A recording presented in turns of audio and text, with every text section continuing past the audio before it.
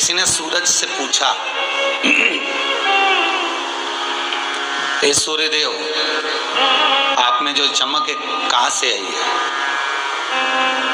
सूर्य कहता है ये चमक मुझे चंद्र ने दी है। चंद्र से पूछा जाए कि आपके पास में ये चमक कहाँ से है, तो कहा जब मुझे शंकर भगवान ने अपने मस्तक पर धारण करा,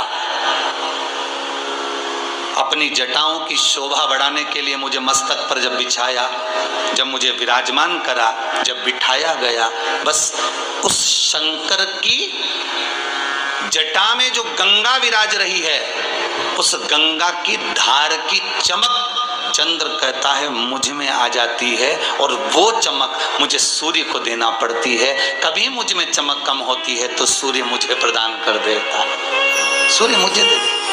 पर सूर्य से पूछा गया कि तुम्हें चमक कहां से आई, तो कहा चंद्र से मिली। चंद्र से पूछा गया तुम्हें चमक कहां से है, तो कहा देवाधिदेव महादेव की जटा में जो गंगा विराजमान है, उस गंगा की चमक मुझ में है, उसकी शीतलता मुझ में है। गंगा से पूछा आप में इतनी चमक कहां से आ गई, आप में इतनी चमक कहां से आ गई?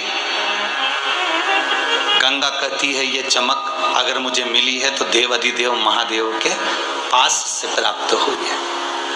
देवाधिदेव महादेव से पूछा गया कि आपके पास इतनी चमक कहां से आ गई, तो शंकर भगवान कहते हैं ये सारी चमक जितनी भी है मेरे पास में, जिस नाम को मैं नित्य जपता हूँ, मैं जिस नाम का स्मरण करता हूँ, उस नाम ने मुझे प्रदान कर दी है। उस चमक वो नाम की है। तो सीधी सीधी बात है कि भगवान भी अगर चमक रहे हैं तो मंत्र के बल पर, नाम के बल पर, स्मरण के बल पर चमक रहे हैं, तो आप क्यों ना चमक सकते हो उस भगवान के नाम के बल पर,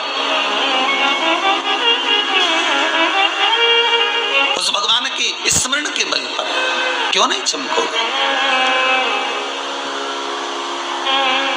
मनुष्य कभी नहीं कहता कि ये चमक जो मुझे मिली है ये भगवान की कथा से मिली है, ये भगवान की कृपा से मिली है। आज अगर मुझे 2 रोटी मिल रही है तो उसकी कृपा से मिल रही है। आज मैं अगर इतना दुख झेलने के बाद भी अगर मैं साध कर खड़ी हूँ, इतनी तकलीफ झेलने के बाद भी अगर परमात्मा, अगर मैं यहाँ खड़ी हूँ, आज अगर इतना दुख झेलने के बाद भी अगर मैं यहाँ पर बैठी हूँ, अगर इतना दुख झेलने के बाद भी अगर मैं आस्था चैनल पर शिव महापुराण की कथा सुन रही हूँ, इतना दुख झेलने के बाद भी अगर मैं कथा का स्मरण कर रही हूँ, तो समझ लेना ये शंकर तुमको चमका रहा है, तुम्हें चमक प्रदान कर रहा है कि ये तुम्हें वहां साध कर बिठा दे।